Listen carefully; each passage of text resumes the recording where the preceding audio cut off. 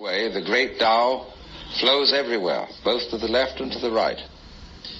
It loves and nourishes all things, but does not lord it over them. And when merits are accomplished, it lays no claim to them. The more, therefore, you relinquish power, trust others, the more powerful you become. But in such a way that instead of having to lie awake nights controlling everything, you do it beautifully by trusting the job to everyone else. And they carry it on for you. So you can go to sleep at night and trust your nervous system to wake you up in the morning.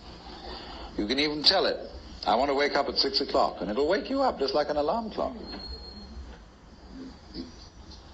This seems a sort of paradox to say this, but the principle of unity, of coming to a sense of oneness with the whole of the rest of the universe, is not to try to obtain power over the rest of the universe. That will only disturb it and antagonize it and make it seem less one with you than ever. The way to become one with the universe is to trust it as another, as you would another, and say, let's see what you're going to do. But in doing that, you see, in saying that to everything else that you have been taught to think is not you, you are also saying it to yourself.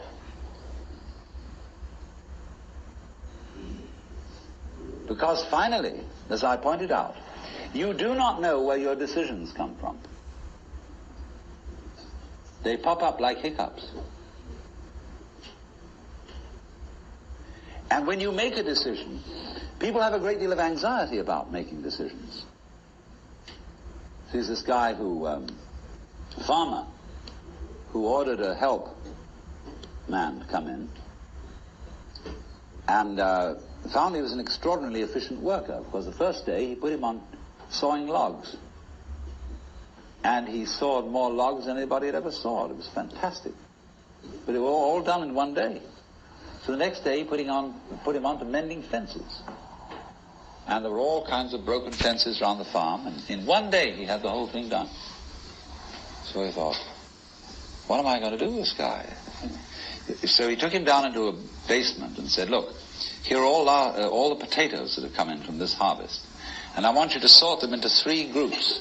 Those that we sell, those that we use for seeding, and those that we throw away.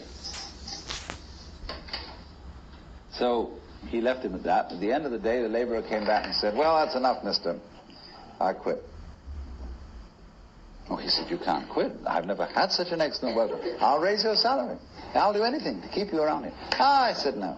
It's all right mending fences and chopping wood, but this potato business is decision after decision after decision after decision.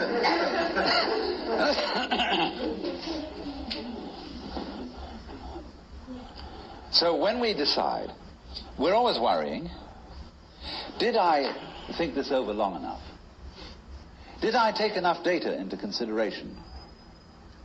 And if you think it through, you find you never could take enough data into consideration. The data for a decision in any given situation is infinite. So what you do is, you go through the motions of thinking out what you will do about this.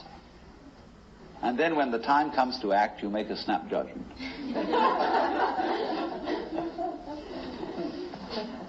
I mean, I'm speaking a little extremely, making some fun of it and so on, because after all, we do occasionally get the vague outlines of things and make a right decision on rational grounds. But we fortunately forget the variables that could have interfered.